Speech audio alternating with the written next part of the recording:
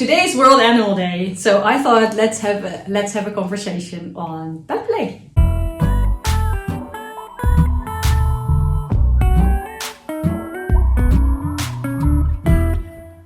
Last week I talked with you about role playing, and a specific part of role playing is pet play. Now, today's World Animal Day, so I thought let's have a conversation on pet play. And if you think that's scary, that's not for me, let's just have a look. And if you're interested, you never did something about it, but you would love to explore a little bit, if that would be something that you would like, then I'm just going to help you explore a bit. This is some kind of assignment and I just like talking about it, so I guess you're the victim and you have to listen to me. So here's how you start. First of all, think about one animal that you really admire. It doesn't have to be your favorite animal, but well, often it is, or it's at least one of your favorites. And then think about what kind of aspects of that animal do you actually admire. For instance, what do you know? Mine is a cat. And a few things that I really admire about cats is, first of all, it's playfulness. Second of all, is they do whatever they want. It's kind of bratty, actually. So it means that the cat has personnel, right? I mean, the cat's not the pet. It's in a way, it's quite a submissive role, but it doesn't have to be. If dogs are your favorites, maybe puppies, what is it that you admire in them? Maybe it's also playfulness. Maybe it's the loyalty. Maybe it's how cuddly they are, how they love to crawl on your lap, even if they're about 100 kilos.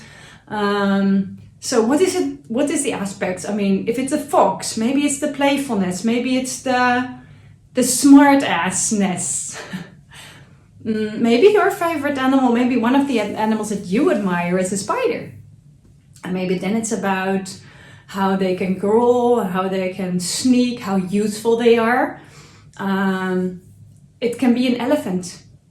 Maybe what you admire is their peace of mind, that it's really hard to get them, to knock them off. Or maybe it's a horse and you love the elegance, you love how they look. Maybe it's a tiger or a panther. Lynx, and the one thing that you admire is the sexiness. Now, if those are the aspects that you admire, think about it, how you could use them, how you could integrate them, how these aspects could work for you. It's not just about feeling them, it's about how you can actually express those aspects. For instance, sexy. I mean, do you know ways how you can look sexy? And it can be moving like a certain animal. One of the things that I really love from cats is purring. So I love purring. Brr, brr, brr. I love that. It's like, I think it's also a bit of my manipulative side. It's a way to get what I want. I love being caressed. That's probably for dogs as well. People who are identifying with dogs probably also love to be caressed. But for instance, if you're like admiring elegance, maybe what you could do is feel that elegance by walking on high heels, or by taking a dance class, by studying some really nice moves that are really making you feel elegant. Of course, you can definitely work with clothes, with props. If you really love birds, the freedom in it. So then maybe what you can do is play with it, that you actually all the time fly away and somebody needs to catch you. Is that something that would be interesting for you? Of course, if you're a cat or a dog, would it be fun for you to eat from the floor or from a bowl? Maybe just eat for once with your hands, or maybe even without hands. Just give it a try.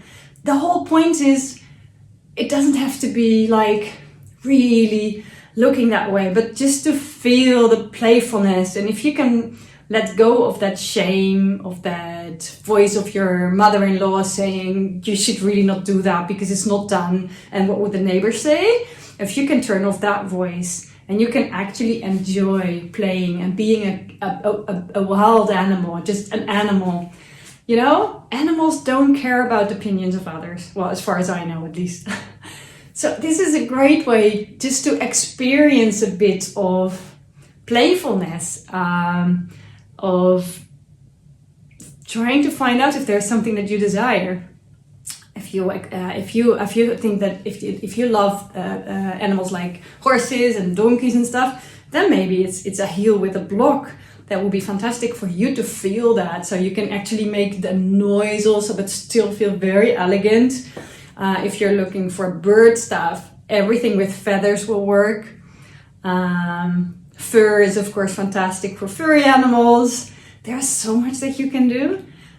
Walking on a leash, crawling, walking on all four. Is that something that you would like to try? I mean, if you're a dog, maybe it's fun to do some fetching. Just sit and let your partner just give you some orders. Like, sit, give me a paw. How fun would that be? And get treats for it. I mean, don't go into eating dog food or something. You really don't have to, but just take a bit of cheese or sausage or whatever you eat that you like, and that's a treat for you. You don't have to be like doing exactly what you want. You fill it in the way that you want. So I just wanted to give you an opportunity to experience a bit with it and to actually start to get thinking about it, what it would be like to for once, just for a few minutes or a few hours, just feel like an animal. I would love to hear if you have experience with it, and if not, if you would like to try something, what kind of animal you would like to try. So please put it down in the comments. Wish you so much fun and play with passion.